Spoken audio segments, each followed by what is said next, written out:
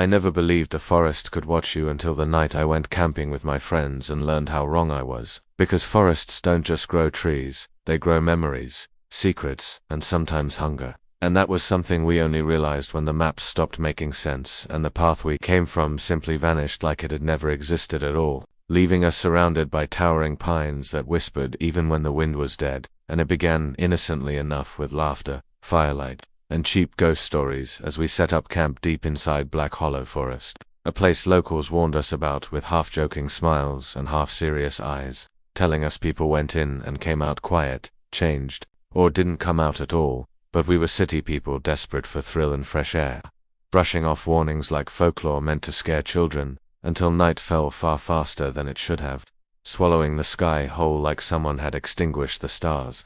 And the forest grew unnaturally silent, not the peaceful quiet of nature, but a suffocating absence of sound, no insects, no owls, no rustling leaves, just the crackle of our fire fighting against something unseen. And it was then that we noticed the trees were closer than before, not physically possible, we thought, but undeniably closer, leaning inward like curious onlookers at a hanging. And when Mark joked about the forest moving, none of us laughed, because something inside us already knew it wasn't a joke. And shortly after midnight we heard footsteps, slow, deliberate, circling just beyond the firelight, pacing us like a predator testing distance. And when we called out, our voices didn't echo back like they should have. Instead they were swallowed, absorbed, as if the trees were drinking in our fear. And when the footsteps stopped directly behind my tent, I felt a pressure in my skull, a whisper not heard with ears but with memory, calling my name in my dead grandmother's voice, promising safety if I just stepped outside. And that was when Sarah screamed, a sharp, tearing sound that snapped something loose in my mind, because she claimed she saw someone standing between the trees, wearing her own face, smiling with a mouth stretched far too wide. And by then panic had soaked into us like rain into soil, rooting itself deep, and Mark bolted toward where he swore the trail was only to vanish between two trees that slammed together behind him with a wet, wooden crack like bones snapping. And we screamed his name until our throats burned, but the forest gave us nothing back, only silence heavy enough to choke on. And the fire began to dim no matter how much wood we fed it, shadows growing longer, darker, stretching wrong, bending upward against gravity, crawling across the ground like living things. And then the forest spoke not in words, but in images, flooding our minds of campers lost, lovers screaming,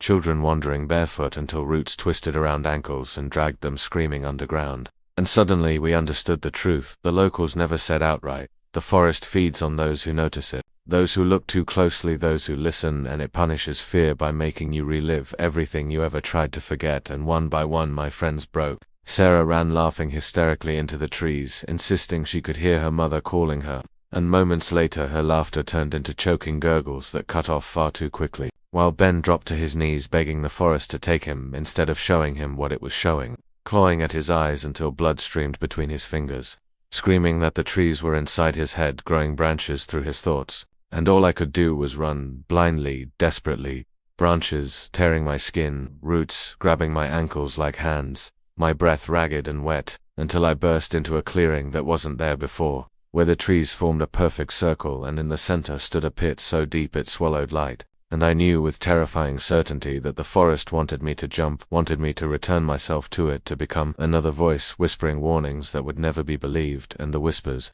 rose into a deafening roar as faces formed in the bark, eyes opening, mouths stretching into screams that matched my own terror.